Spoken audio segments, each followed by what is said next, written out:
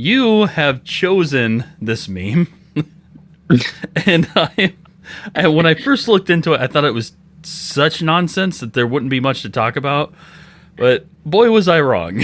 This is a fun one. So first off, I want to thank everybody for listening to Meaningless, where we take memes and we dismantle them to find out whether or not they are in fact meaningless, and most of the time they are. So I am joined by my special guest, actually, Ashley. Ashley, introduce yourself. I'm here. I'm Ed Sheeran. Don't worry about it or whatever. Don't at me. Yeah, don't at me. There you go. But Ashley's one of the funniest people I've ever met. She is the host of Watch Some Stuff. Has a great series like Insulin Sites. Are you still doing Insulin Sites? Insulin Sites? I haven't done it in like fucking, close to a decade now, right? Like... Did I really staying with the times there? Hey, you know what? I'm sorry I'm not up on the Ashley lore, but did I mispronounce Insulin Sites? You said insulin sites. I said insulin sites. Is like insulin sites, you know. Yeah. You know who came up with that title? It was Jeff Thu, like Mother's Basement. Well, thank you, Jeff Thu, for making Ashley what she is today. Which is inactive, fucking obviously. Oh wait, I guess this is a show. I shouldn't get into that. I'm getting some buzzing on your end. What's going on there? Really? Hold on. Better? Yes, much better. Okay, I thought that might happen. Don't worry about it though. I got it. She's like, I didn't realize that was being picked up by the mic. I didn't know the vibrator was that close to the mic, really. So, now, Ashley. Mm-hmm. Ash Ketchum. Yes. Angela's Ashes, if you will. We have a meme that I'm going to have Bobby look at, and I will have Bobby explain to our listeners what it looks like and what it reads. Not quite sure what I'm looking at here. We got a 2-frame thing, and the left half is dark and the right half is brighter, and it says 432 hertz under the darker one and 440 hertz under the brighter one. I have no idea what it is. Let's see if the paragraph explains it. It says, in 1953, a worldwide agreement was made based on an idea by the Rockefeller Foundation to change the frequency of music. Aha. They changed it from its natural harmonic resonance 432 hertz to the current consciousness suppressing 440 hertz. That's right. Why would they do that? They would do that to suppress people, Ashley. Oh, with the weird 1950s headlight on the front of your caddy, fucking, that's what it looks like to me. That's whenever I see this image. That is actually what it looks like. Like the left one looks like the headlights burning out. Yeah. In 1953, Rockefeller replaced the bulb in his caddy, and the whole world had to deal with the consequences. That's right. I mean, seriously. I mean, that's like, so like, if you think George Soros is scary today, the Rockefellers were 10 times worse back in the day. And in fact, I'm pretty certain that Soros is a Rockefeller, he's being puppeteered by them, you know? I was actually going to bring up this whole, like, it's just something about the language to it. Like, there's a certain flair that Nazis have. This feels anti-Semitic, right? Like this. Yes. There's always that idea of the elites or the globalists. You know, there's always these little dog whistles of like, it's the Jews, right? Like, there's always that little twinge of the Jews. Mm-hmm. And then dance around like saying Jewish, like, people with menorahs and, and they run the world, like, or something like that. And they have the big, ugly goblin noses, and they curse your children. Those guys, you know who I'm talking about. Everybody knows who I'm talking about. They were the bankers in Harry Potter. That's exactly right. Now, I will say, when I look at this meme, when I'm reading it, the first red flag to me, other than the fact that it seems like nonsense, is the phrase worldwide agreement. Because the world never agrees on anything. But While any conspiracy claiming something to be worldwide is likely to be nonsense, the worldwide part may not be as ridiculous as it sounds in this situation. And this conspiracy goes way beyond music frequencies. In order to fully understand what's going on here, we need to go back not just to 1953, but to 1946. To 2001, when George Bush knocked over the towers. That's right. No. But Ashley, I want you to close your eyes. Bobby, you too. Okay. You guys, close your eyes. Close your eyes.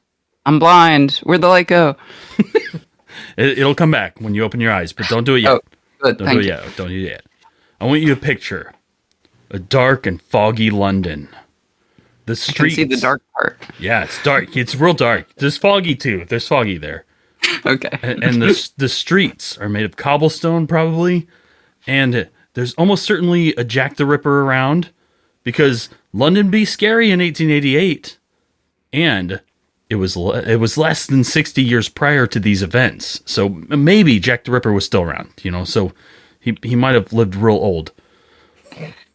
So in this spooky location, 25 countries provided 65 delegates to get together to discuss creating international standards of, I want you guys to guess what they wanted to make international standards of. Everything. The length of shoelace. You're both kind of right, because it is everything. Maybe both. I win. Shoelaces represent everything somehow. But well, I mean that's part of everything. You get partial credit. Bobby was correct. 1/1000th of everything. I was kind of surprised you said everything, because literally it's literally it's everything. But anyway, in this spooky location, by the very next year, this cabal presumably elected one of their dyslexics to come up with their name, the ISO, which stands for the International Organization of Standardization. Having a good one. Dyslexic.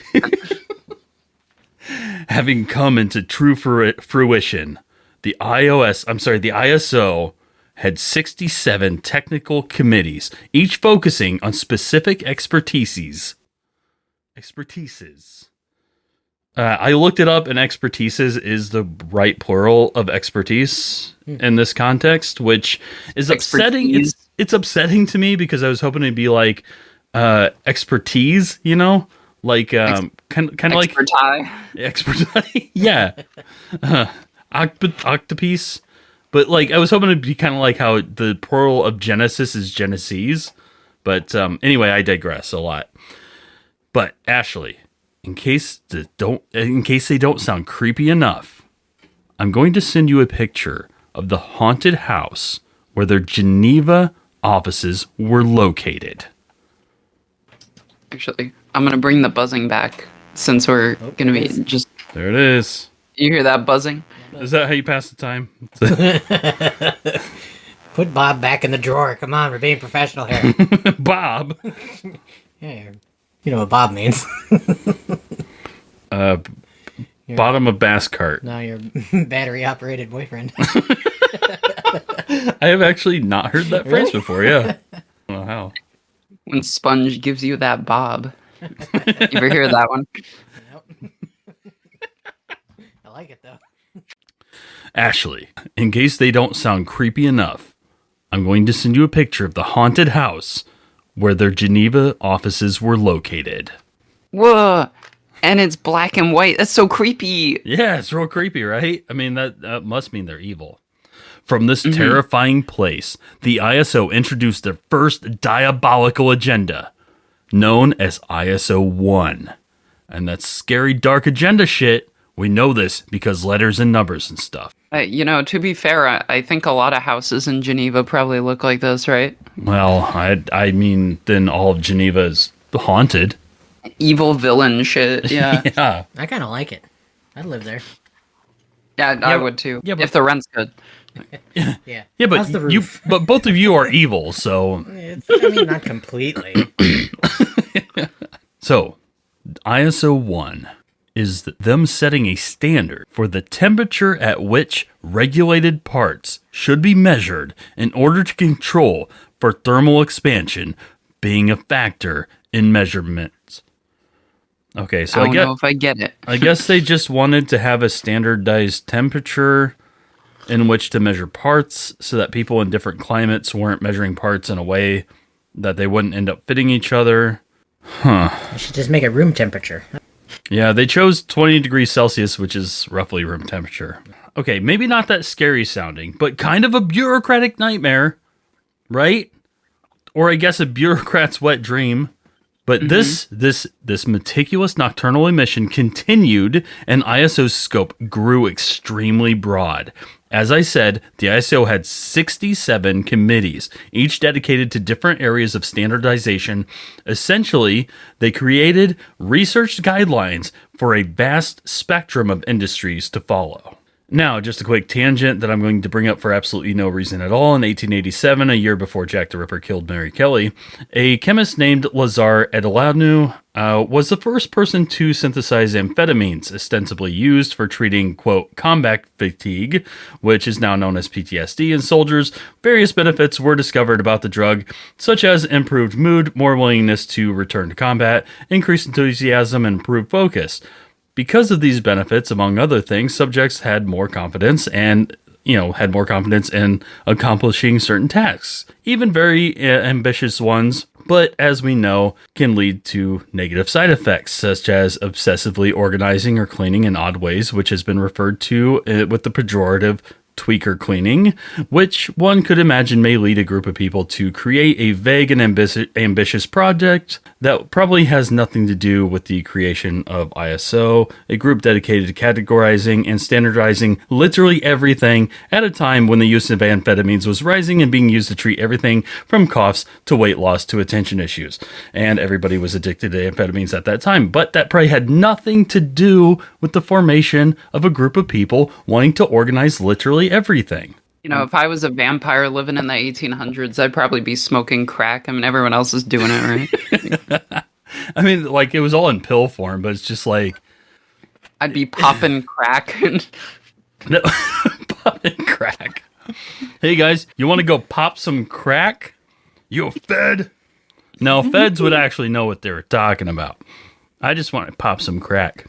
One time, my friend said, I'm going to go do the bong. And he actually did. But it's funny because... He went and did the bong. Like, he put his thing in the bong? Mm-hmm. He went and did the bong. Ew. And nobody ever used it again. The worst. What if they did? They didn't know? There'd be one person who did it in secret. Yeah. Honestly, I'd just wipe the rim off. It'd be fine. Well, I'd rinse it out in case he finished in there. Yeah, and I mean, assuming it's like... I mean, it's not like it's plastic where it's like gonna retain some material. Unless they have plastic bongs, I don't know about. I feel like glass is fairly easily cleanable, right? Yeah, I'd imagine so. You could probably sanitize that thing out. Mm-hmm. Maybe you used a condom. You never know. Now, make sure you don't get any semen in the bong water. I don't want to smoke any STDs. That's my thing. That'd be a first. Get lung herpes. Ew. I'm sure that's probably possible, right? I bet it is. I mean, you can get herpes pretty much anywhere. Okay, then I'm going to accept the fact as possible, yeah. When you think I'm exaggerating when I say that the ISO wanted to standardize everything, consider that on their website they write this, quote, covering almost every product, process, or service imaginable, ISO makes standards used everywhere. And that's on their current website? Yep. Yes, I said website. They still exist, and I will get to how they impact my own professional life a little bit later, but I find it both insane and fascinating that there is a group dedicating to covering everything. Luckily, their policy is to defer to experts in these fields. They don't just have like a council of armchair experts deciding what sounds best or what they think they know is best. Unlike some radio and TV commentators who pretend to know everything about everything. But it is worth looking into some problematic issues when an organization most people have not heard of or don't realize that they have, is attempting to establish standards for everything.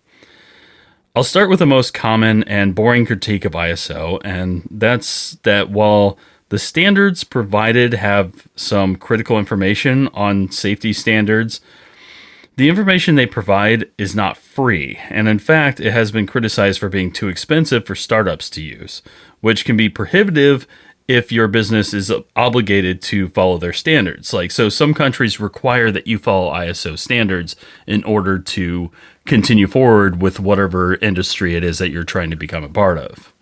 Oh, damn, they got you. It's like that Quiznos shit where, like, you know, you are now required, like, at a point, like, I guess Quiznos, like, made their managers start using, like, their ingredients, like, bought from, like, their distributor of choice, but then they like upped the price like 3 times. So a lot of Quiznos went out of business because of like Quiznos HQ.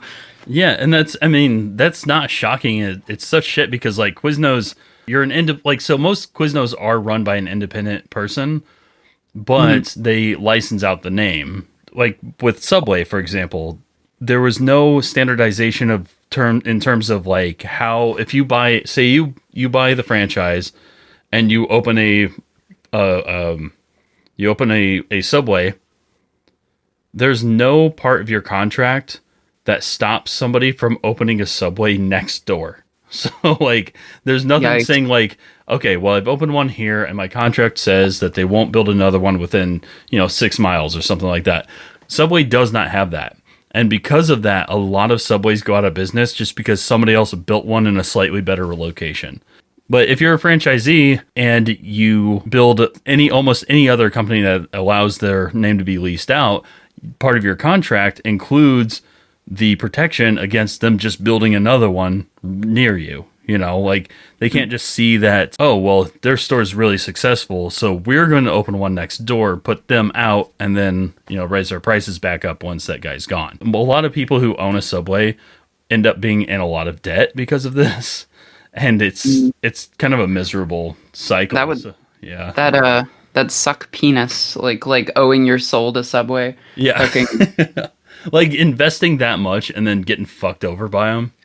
Yeah, and it's like what do you have on your record? Like I started a Subway. Like, oh, okay. I started a Subway next door to a Subway to try and put that Subway out of business, and it didn't work out. Like, I feel like most CEOs would be like, "This is the guy we want. This is the asshole." It's the one who says, "I started a Subway that failed." Like, and they don't care. They're not going to listen to the reason. Like, well, somebody else opened a Subway right next to mine and just stamped me out of business. They're going to be like, oh, we need to look that guy up. Yeah, but if you say, I started a Subway, like, because you said, like, some Subway franchisees, like, do that, right? Because they have a better location. Their, like, goal is, like, well, I'll put that other one out of business. So if you say you did it for evil reasons, then you're going to get that CEO job, And this corporate letter's open for this guy.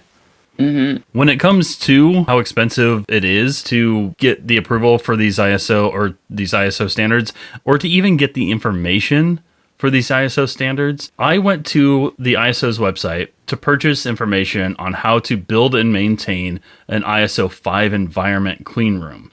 This is the same kind that is used to compound sterile products like IVs. I saw the PDF that I would need, and I purchased it, or I put it in my basket. I didn't actually buy it.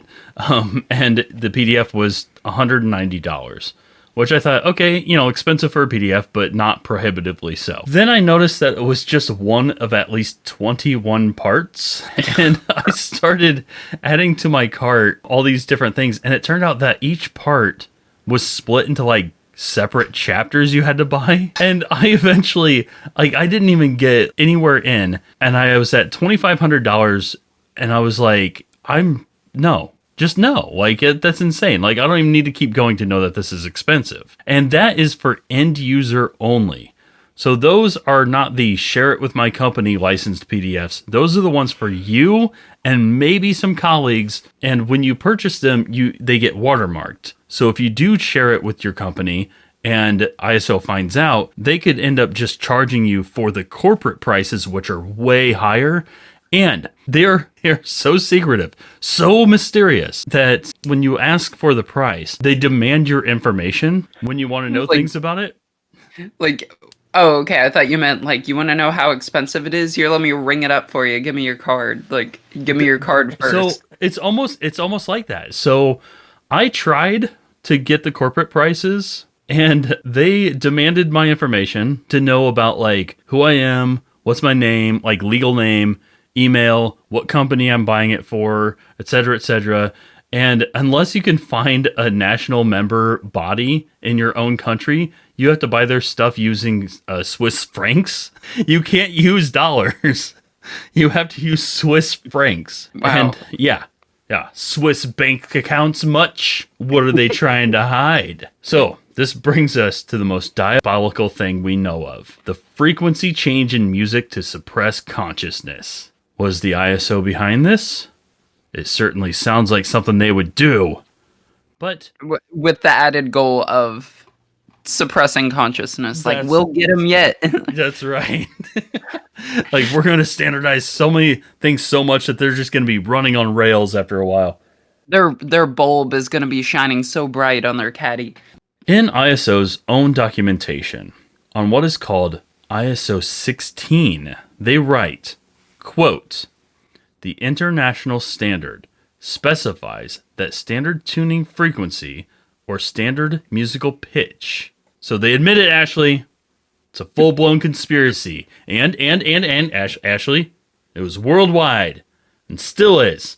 These are the countries that all agreed to the 440 hertz standard.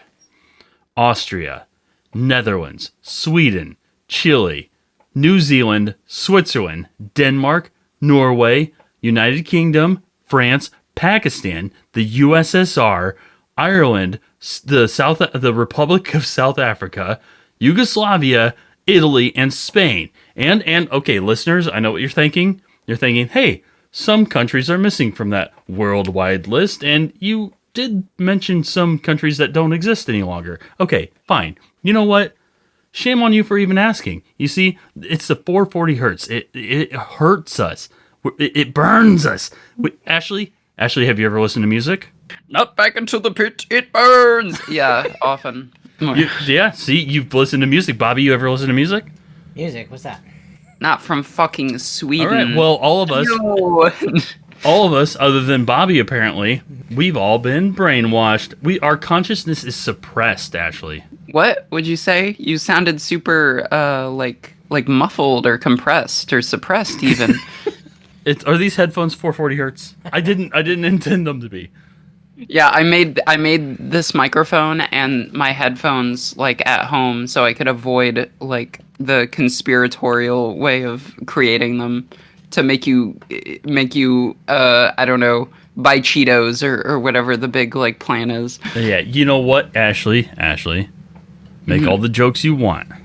Make all the jokes you want, because you can't see the big picture. You see, your consciousness has been suppressed. And the big picture is that this meme is missing something. Not only were the Rockefellers responsible for the change, so were the Nazis. Ooh, that's in 1953, right. Or the Nazis.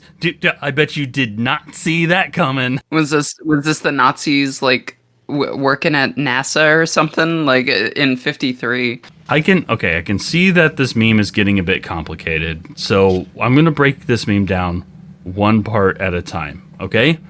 So essentially, the frequency in question is to what the frequency of middle A should be on a piano that is tuned, thereby standardizing the tune for the rest of the accompanying orchestra to produce a well-tuned sound. And the standard was always 432 hertz before they changed it to...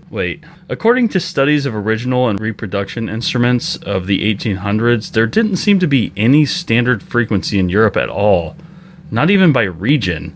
And in fact, even tuning forks varied by quite a lot. But I thought it was all the natural 432 hertz. Isn't it natural? The meme said natural, right, Ashley? Mm-hmm. It said natural. Yeah, it's as natural as good old Mio. Huh. That's weird. Okay, but then according to the Cambridge Company to the organ, it was found that organ tuning in the 1600s Germany could have varied from a low pitch in the 370s to a high pitch in the 560s. And when looking at tuning forks used across Europe between the 1700s and 1800s, A did not equal 432 hertz anywhere. The closest I could find, going through all of them, by the way, and there's a lot, the closest I could find was the London Philharmonic in 1820 when Sir George Smart approved tuning to a 433 hertz tuning fork. Okay. Ashley, Bobby, none of that matters. None of this matters, okay?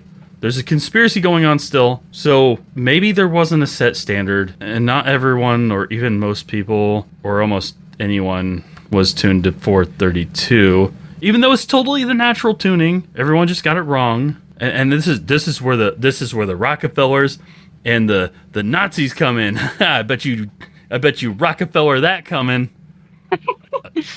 Okay, it didn't work that time. I bet you Rockefellers did not see that coming. You know what? I'm about to rock you fellers. I brought it right back. I rescued the joke. So I mean, I guess I could have seen this coming. Like, there was no standardization for them to standardize, and that was the whole point.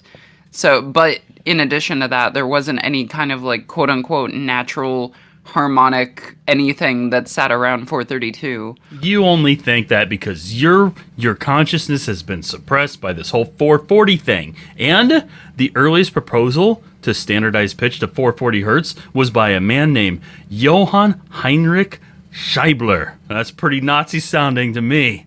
That's pretty Nazi sounding, right? Tell me that ain't Nazi sounding. And sure, Scheibler proposed this in 1834, and Nazis wouldn't be around until 1920. But still, maybe Scheibler was like a pre-Nazi, or a time traveler. You can't prove otherwise. Scheibler was a time traveler, and we know it was the Nazis who wanted to standardize to 440 hertz because in 1939 there was a diabolical meeting to set the standard. And let me read about this meeting from the journal Nature. See, it's funny that you bring up like Nazis having to do with this because like this read as an anti-Semitic meme and it's like the complete opposite.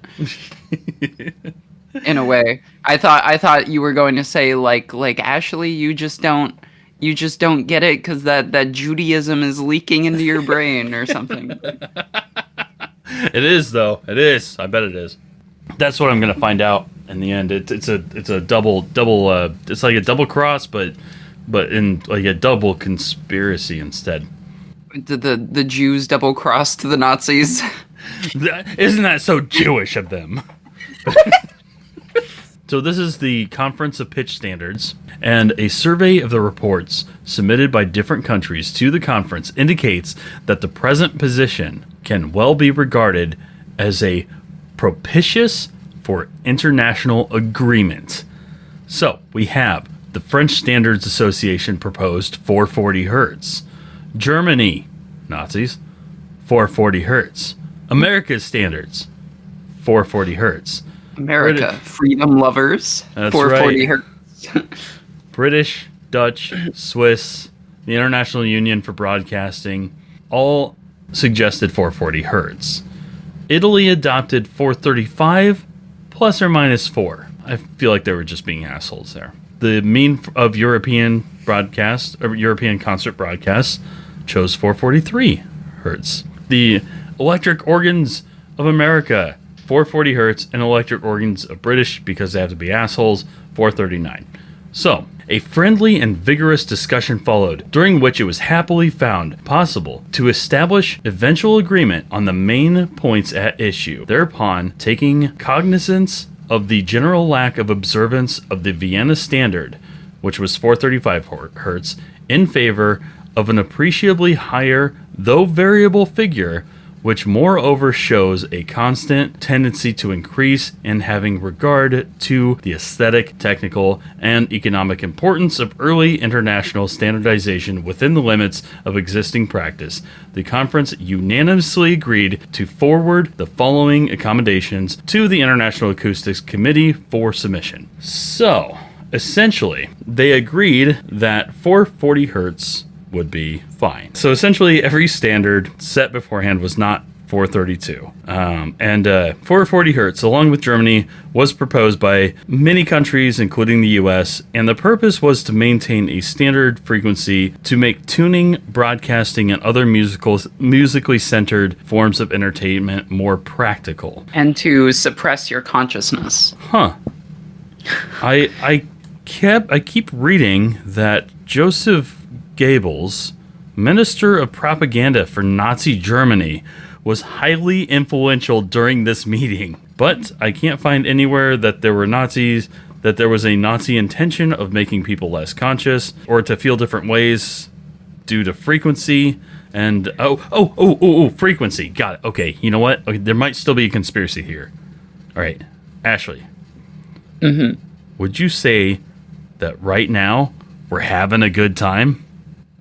I'm having an overall above average, above mediocre time. Yes, that's great. That's above mediocre.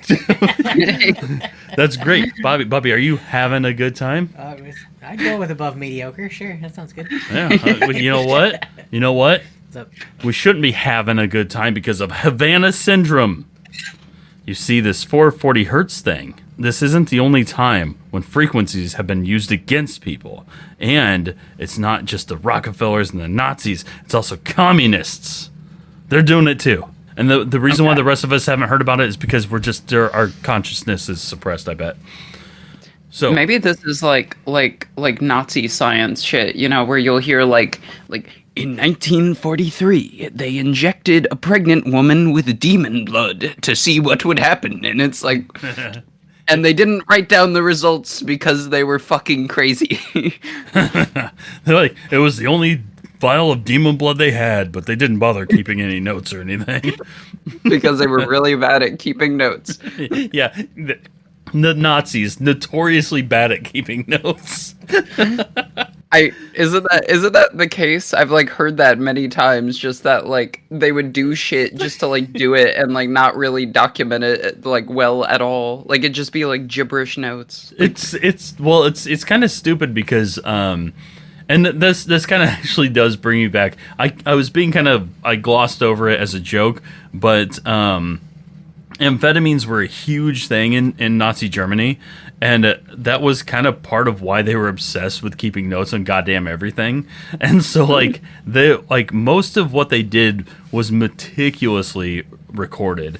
But then, whenever you want a conspiracy, for some reason in that moment or that time, that was a time when Nazis didn't keep good notes, And if you ever look at the way that they organized some of their concentration camps, they literally had a room for all the hair they shaved off of people, a room for all the mirrors they took from people, a room for all the watches they took from people, a room so they're just for all the shirts. Weird fucking OCD bitches or something. Yes, yeah, and a lot of it had to do with amphetamines, or likely did. Obviously, there's no way to prove it, but one thing too is Adolf Hitler did a lot of amphetamines and things like that, but he almost certainly didn't need it.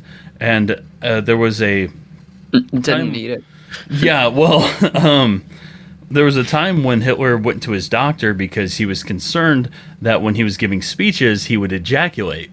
And he wanted the doctor to treat it, and the doctor he said that he was afraid to treat the condition because he thought that passion and ambition and anything that would inhibit it would stop Hitler from being successful, because this doctor was obviously pro-Nazi. So anyway, it's kind of gross. But we're gonna head back to the present day, Ashley. But we're gonna make a pit stop in 2015, when we had a president who could still string an actual sentence together, and he was black, which meant racism was fixed forever. And at that time, Barack Obama was trying to reestablish diplomatic relations with Cuba. And in 2015, the administration reopened the U.S. Embassy in Havana. Because we're Havana a good time. Play evil guy music. Obama was in on it too. Barack Hussein Obama. Bum, bum, bum. Now, I imagine everything was going great. Cubans and Americans getting together, laughing and playing backgammon or whatever it is old diplomats do. I imagine it was just all fun and games. Oh wait, there's a correction.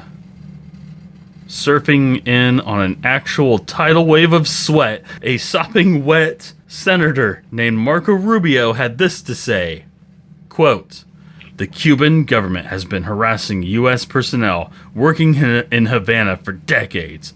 This has not stopped President Obama's appeasement." But, a lot like Rubio, flocking with the salmon in a river of his own secretions, everything at the embassy was working out swimmingly. That is, until something eerie happened. Bobby, we got another spooky one. All right. Something spooky. Actually, spooky. Spooky's gonna happen. Did Marco Rubio drop his Rubik's Cube, his Rubio Cube, and all the cubes went everywhere? His Rubik's Cube. Somehow, if you were to double the amount of how many dumbasses? I think we're to like 8 billion people on the planet, right? Yeah, roughly. and there are more dumbasses than that. So that's how dumb I am. I really think that. But spookiness, spooky stuff. In August 2017, the Washington Post reported that during the previous fall at the U.S. Embassy in Havana, quote, "a series of diplomats began experiencing unexplained losses of hearing. Some of the diplomats' symptoms were so severe that they were forced to cancel their tours early and return to the United States. After months of investigation, U.S. officials concluded that the diplomats had been attacked with an advanced sonic weapon that operated outside the range of audible sound." I think I remember this, yeah. It doesn't feel that long ago. Yeah. Like, I remember, like, fucking, like, Inside Edition and shit talking about this, and my mom being like, "Ooh, that's so scary." Yeah. I found it, so like a lot of big newspapers picked it up, and I found it interesting that they were taking it seriously. I still, in the back of my mind, assumed it would turn out to be nothing, which we actually are going to find out, because today something was posted that I haven't read yet. But today something was posted about it, and one of you two gets to be my assistant, and we're going to act it out together. So, because it's an interview, and I have no idea what it's going to say. That's how we're going to close this episode. And it's going to be a lot of fun. Okay. But in Havana, where we know no one's having a good time. Havana, a good time. That's right, Havana, good time. So, according to U.S. officials, these diplomats were attacked with a secret sonic weapon deployed somewhere in or around their residences. Many of the people affected by the symptoms were new to being in Cuba, since ties were just recently being reestablished at that time. So, understandably, wariness was already high. Accordingly, after these symptoms had been noticed, Cuban diplomats were removed from the embassy. However, at the time, a government spokesperson would not clarify if they were removed because of the symptoms that were being experienced by the American. The Cuban government insisted that they would not allow an attack to happen on foreign diplomats, especially considering that they had also found it in their best interest to reestablish ties with the U.S. And they called the expelling of Cuban diplomats unjustified and baseless. And maybe it wasn't Cuba behind the attacks after all. In fact, bizarre symptoms experienced by diplomats was not isolated to just Cuba. Strange symptoms were also reported by diplomats in Austria, China, Colombia, Georgia, Kyrgyzstan, Poland, Taiwan, the United Kingdom, Uzbekistan, and of course, Russia. There were 24 U.S. officials in Austria alone reporting symptoms, which wasn't just limited to hearing loss, but also symptoms related to headache, vision, disorientation, and vertigo. Suspicion of not just inaudible sonic weapons, but also microwave weapons directed at the officials began to surface. Douglas Smith, the director of the University of Pennsylvania Center for Brain Injury and Repair, explained the study the universities did on 40 Havana syndrome sufferers. Do you remember that joke in Malcolm in the Middle where Reese walks up while Hal is fucking with a microwave, and he's like, "Hey Reese, look, we can microwave with the door open now." I did not see that. I've never seen that show. I'll have to look into it. I heard Walter White is in there. Yep. Yeah, it's part of the BB, that stands for Breaking Bad. Part of the BB lore. That's secretly actually is Walter White. Mm-hmm. It's part of the lore in the universe. No, but I don't know, the what's his name? Fucking, who's the actor? What's that guy's fucking name? Bryan Cranston. I swear to God, he's obsessed with not letting Walter White be dead, in lore. So he'll just say shit maybe he lived, somehow. Did we ever see a signature of death from the morgue or whatever? And he just keeps teasing shit and hoping that Vince Gilligan will jump on it, I think. And he's even said maybe after the events of that is when what's it called? Fucking Malcolm in the Middle happens. Is it's the same character. They just said shit like this. I don't know. I feel like Bryan Cranston is also the type of person who loves fucking with people. Oh, yeah. So he is almost certainly a troll on top. He's oh yeah, no worries. Yeah, he's almost certainly playing a game. I did hear that there were some rumors about there being a series coming out where it'll be Walter White in prison and finding his way out or some shit. Which I'd watch it. I totally. Is that true? I think he is dead in lore, isn't he? Well, they didn't say, and one thing people said was that at the end, one of the officers says he's still alive, which you can't really hear that being said, but that's what people say is being said. You can hear muttering and stuff, but I don't. I think people are reading too much into it. But speaking of reading too much into something, we're going to get back to our subject at hand. So, Douglas Smith, the director of the University of Pennsylvania Center for Brain Injury and Repair. He kind of explained a study that the university did on 40 patients of the Havana syndrome sufferers. And in order to get sort of a scope of what exactly the study was and what his response to that study is, I am going to read from the journal Science. For several years, dozens of U.S. diplomats and intelligence agents have fallen ill with a perplexing array of symptoms that some politicians, intelligence analysts, and physicists have speculated may have been triggered by a so-called direct energy weapon. Whatever causes these anomalous health incidences, AHIs, as the cases have been labeled in the U.S. government, it did not leave lasting brain damage. There are 2 studies that suggest this. Quote, "We hope these results will alleviate concerns about AHIs being associated with severe neurodegenerative changes in the brain," says Carlo Pierpola. Why is his name like that?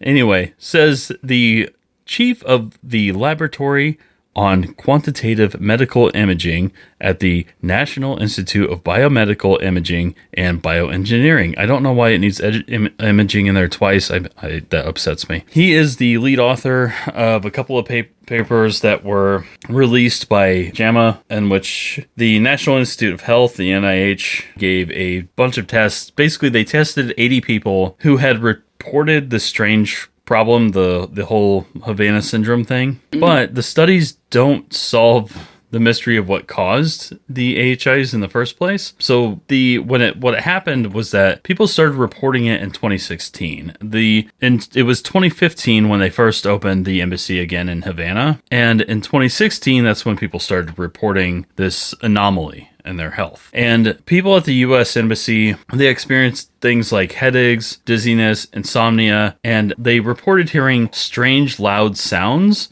or a feeling of pressure, like a sensation of pressure in their heads. And according to the chief of rehabilitation medicine at the NIH's clinical center, they say, like, the way that Leighton put it was, the symptoms are real, distressing, and very difficult to treat. Now, at the time, Rex Tillerson, who was the Secretary of State, he called it a deliberate, quote, health attack. And so this kind of sparked a whole lot of people getting obsessed with this mystery, assuming it was some kind of weapon or thing like that. And then eventually tabloid interest just kind of died out, I think, right? Well, yes, yeah. And that's kind of true, but then there also have been scientific studies on it. And I'm going to get to that because there's a bit of a debate about the studies. And I'll explain how I feel about it once I've explained what I've read. Rex Tillerson certainly set a match to this whole thing. You know, the kindling was all there, and Tillerson really accelerated it. And there's always, there have been a lot of people who've gone on, like, to make blogs and shit saying, like, oh, the only reason they're trying to cover up, you know, or trying to downplay what Tillerson said is because he spoke out of line, you know, that he broke a secret he wasn't supposed to break, you know, that kind of thing. So Tillerson, I will say, regardless of what Tillerson thought, he fucked up in his language, because he should have known that the general public is going to take this and run with it. Oh yeah. Yeah. So, but then in 2018, diplomats in the U.S. consulate in Guangzhou, China, they had similar symptoms. Then that's when the other cases started to pop up in Austria and Russia and, you know, pretty much everywhere in Germany, you know, pretty much everywhere embassies were, people were suddenly having these symptoms. Now, as a graduate of the social sciences and psychology, I don't believe in mass hysteria. It's not really a thing the way that people tend to portray it. So when this many people are reporting a symptom, it's hard for me to say that it's psychosomatic for all of them. But at the same time, there might be some more plausible explanations than an energy beam, and I'll get to those. Is it going to be like the fentanyl thing where, like, cops were just faking it? Like, I was 8 miles from fentanyl and I died or something? Like, well, I will say, if you look at fentanyl, you could die. If you look at the word fentanyl, you could die. I'm thinking about it and I'm feeling a little ill. I gotta careful with that. Yeah, you don't want to think too much about it. You'll overdose. Okay. So puppy dogs and kittens. Let's think of that. You know. Yep. Just don't overdose on that. I mean, it takes a lot for puppy dogs and kittens, but just, you know, don't overdose on that either. I'll be careful. I'll use responsibly. So there was a separate study of the Havana diplomats specifically, and this was at the University of Miami. They observed what they described as a unique vestibular and cognitive disorder in 24 people who had served at the U.S. Embassy in Cuba. And there were arguments that it could have been microwaves being directed right at them, electromagnetic energy that was causing inner ear damage, hence the hearing loss. Now, here's my favorite part. The hearing loss was the first symptom, and at first the sole symptom reported.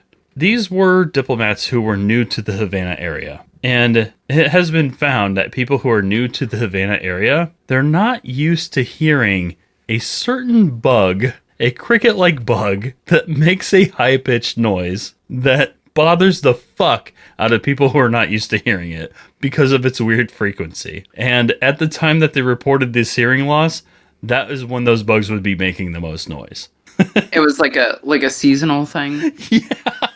Wow. Almost certainly. And then other reports have found that a lot of the symptoms that were reported were right after nights of going out. So like the next morning, diplomats were almost certainly hungover.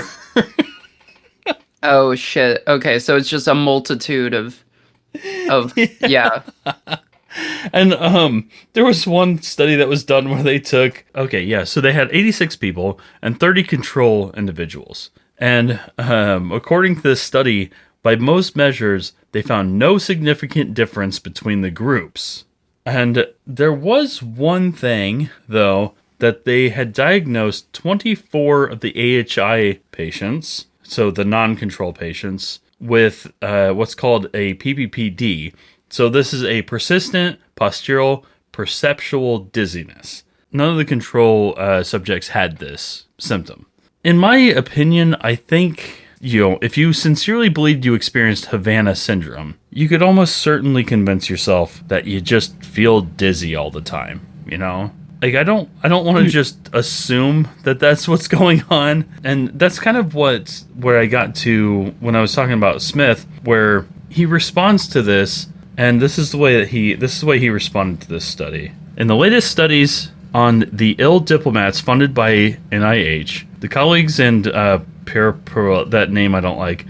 I mean, I don't like. It's not that I don't like the name. I just don't like that I don't know how to pronounce it. I'm not good with Italian names. Here, send it over. I want to see how it's spelled. Yeah, you're gonna love it. Mm-hmm. You're gonna love this name. Yeah, I love languages and pronouncing shit, and I have no idea how that's said. I should have looked it up before we recorded this, but I forgot that name was in there. So, yeah. I'd say pure paoli. Yeah, I don't know. Pure paoli. I like that one. Paoli. Do some paoli. Paoli. Yeah. True. Yeah. Do some peyote. What's it called? Peyote. Do some hallucinogenic, fucking cacti. I looked up how to pronounce it. Pierre Pauli. Pierre Pauli is how it's pronounced. I guess. Pierre Pauli. You looked up the same thing because I heard it on your end. What is it like coming through? It came through, yeah. Was it like really quiet, like real far away sound? It was like. Yeah, I like because you mimicked the way he did it. Like, yeah, that's why I did that. So, pure Pally, pure peyote. Just get some pure peyote in here. They had explained that they did this. They did scans on 81 people. They did MRIs on them, and they had 48 control people. So it was 81 people who had reported having experienced these health attacks, and then 48 control individuals. And they found no significant differences in imaging the measures of brain structure or function. What Douglas Smith had said in response, but that's like comparing apples with artichokes. The new studies include such different cohorts, timelines, and locations of purported exposures from ours that they cannot possibly be considered as replication studies. I get it from both. I almost said I get it from both ends. That sounded bad, but I kind of understand. It roasted. Like I understand where both sides are coming from with that. My thing is like if something extraordinary is going to be claimed, we need some extraordinary evidence, right? And that brings me to our article here that I have not read yet. This is an interview in 60 Minutes, and or where this is coming from. So I will read. I'll read first. So this is from CBS News. The title is Havana Syndrome: Mystery Continues, as a lead military investigator says bar of proof was set impossibly high. Tonight, we have important developments in our 5-year investigation of mysterious brain injuries reported by U.S. national security officials. The injured include White House staff, CIA officers, FBI agents, military officers, and their families. Many believe that they were wounded by a secret weapon that fires a high energy beam of microwaves or ultrasound.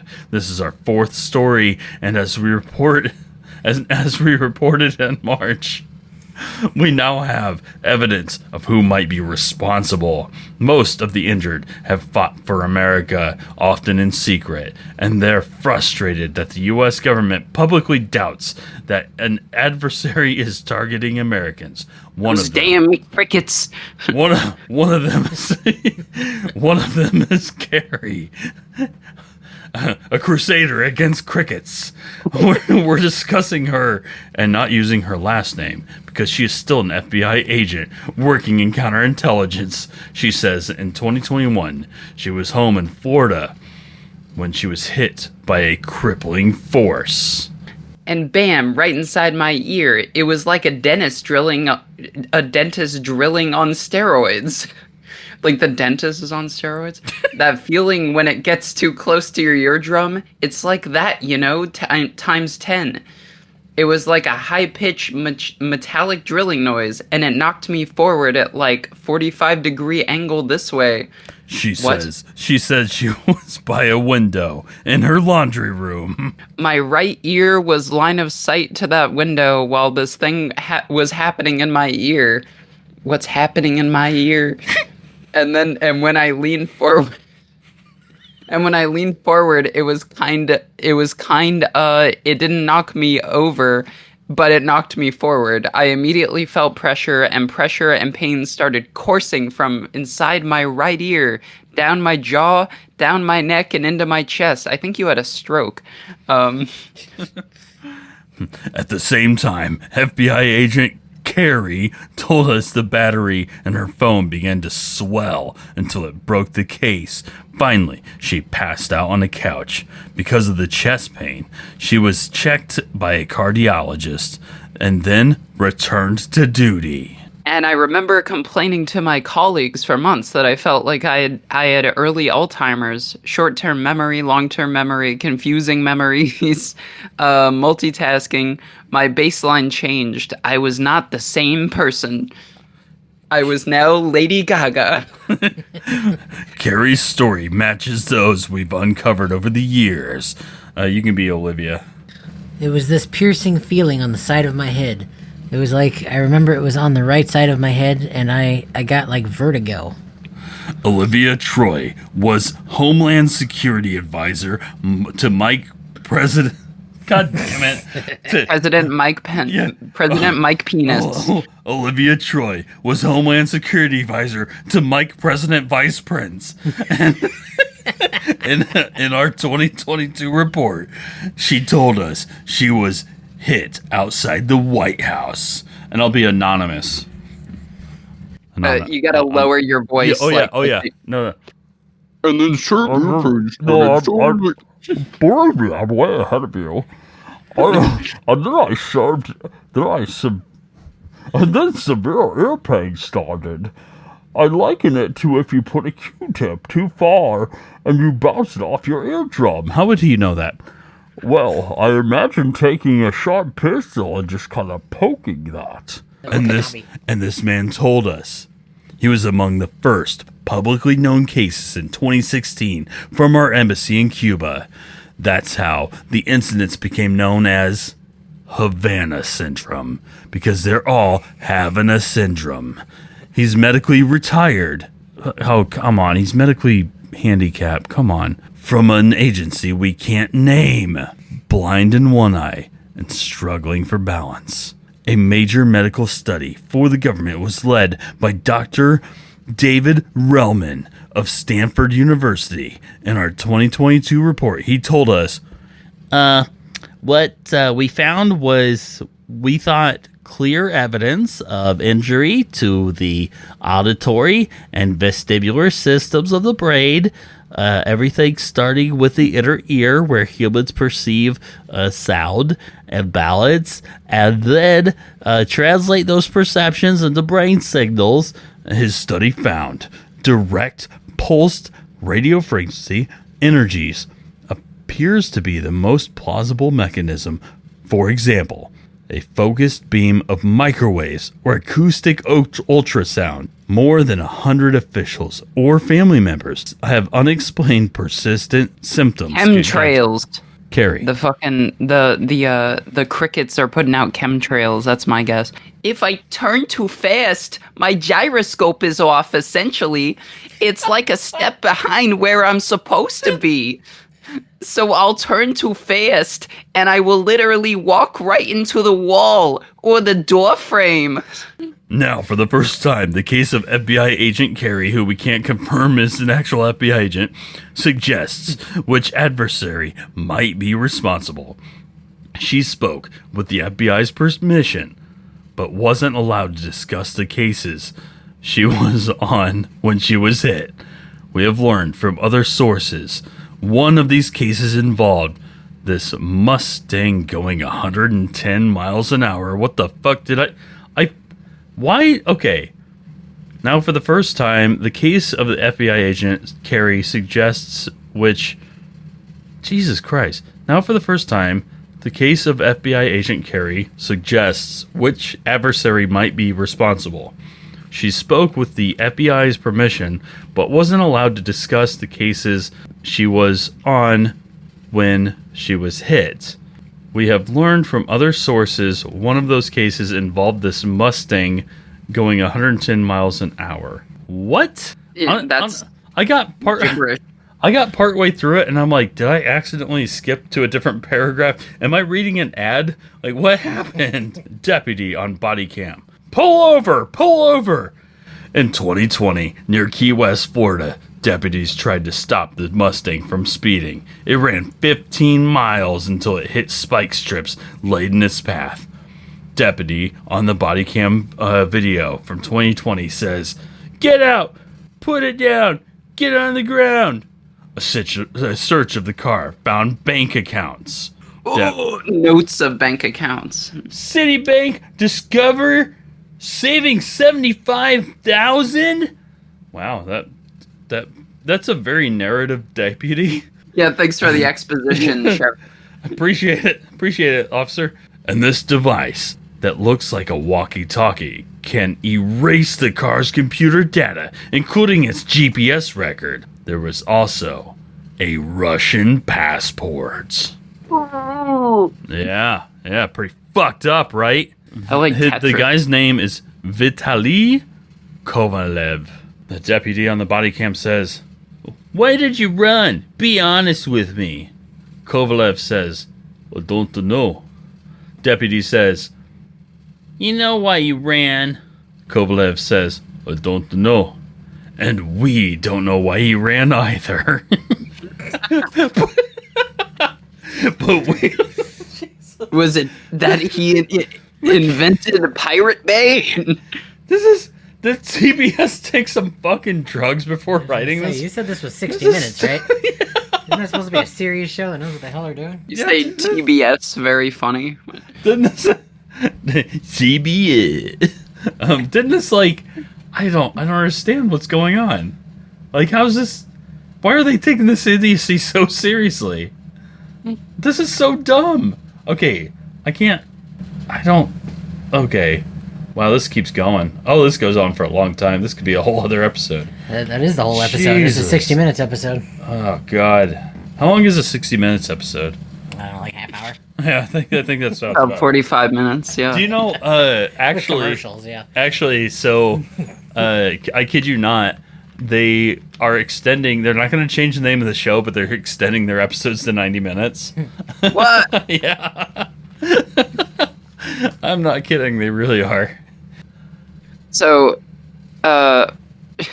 answer this for the nice people at home.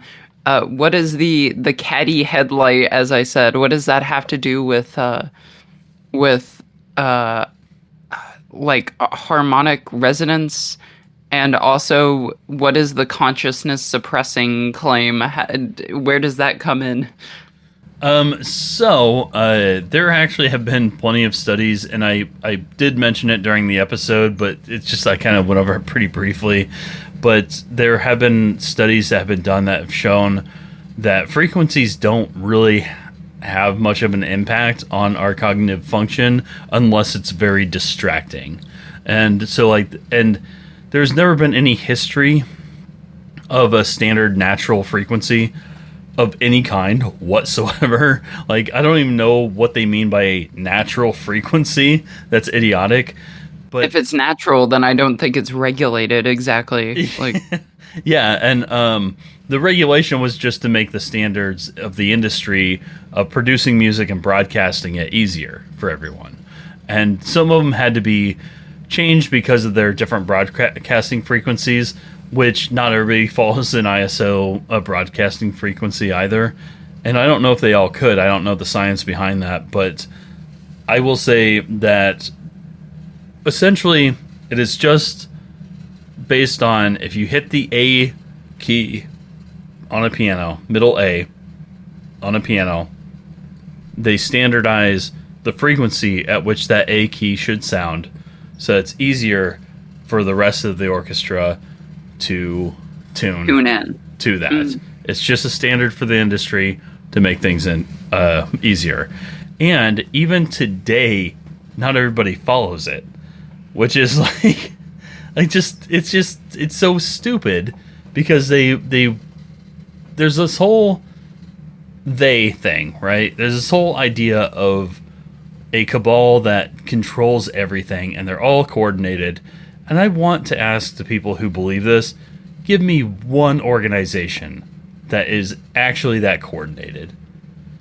It reminds me of like how some of the far right people saying like, oh yeah, no, all the left, they're getting together to do this or that. It's like, name one time when left-wingers were able to coordinate on a single goddamn thing.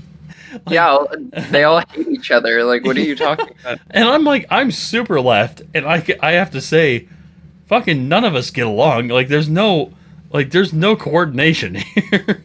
That would be nuts to believe. And they believe it, though. Meanwhile, right-wingers can believe completely opposite things and will be like, he's one of the free thinkers, he's on that shit.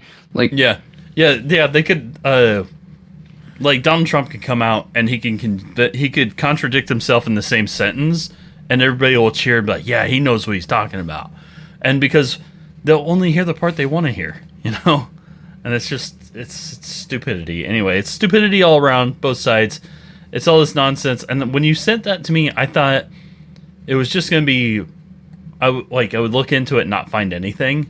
But no, I ended up finding, huh? You figure it wouldn't be based on anything. It's just numbers made up, the entire concept made up. Yeah, exactly. And that's what I thought. That's what I thought was going to happen. But no, this took me down a huge fucking rabbit hole. And there was so much more I left out just because I can't just keep going with it, you know? Mm-hmm. Well, once we find out what they like scratched out, that little bit right there, like where they like scratched out a bit, you're gonna have like 80 more paragraphs to like go over. Whatever the Jews got to that part of the image, but not the rest of it. I think I see like a little bit of the bottom of a J in there somewhere. So yeah, no, I think you're right. Yeah, we're gonna find out. We're gonna dig deeper. You know, with that little like white pixel right there, that's from a J. That's the one. That's the one I'm looking at. That looks like a J pixel. You know, that looks like a hard J pixel. So before the image said like in bold text, it said it was the Jews, and like that's what it said, and then it said in 1953, and then it just went on. Like, Bobby, what do you think? What's your opinion on the frequency change? Is there a conspiracy? What's going on here? Oh, absolutely, yeah. Yeah, I totally think so. Yeah, I believe it. Okay, all right, cool. I thought I could convince both of you that there. I was feeling kind of funky earlier. You know, it was like my right side, and I had a ringing in my ear, and yeah. That's probably it. Yeah, yeah. It was all this frequency stuff. The only if you to all listeners, if you hear a weird ringing in your ear, I did not edit it in. That is the that's the Rockefellers coming for you. That's the Matrix creeping into your eardrum. That's the Max Headroom virus or whatever.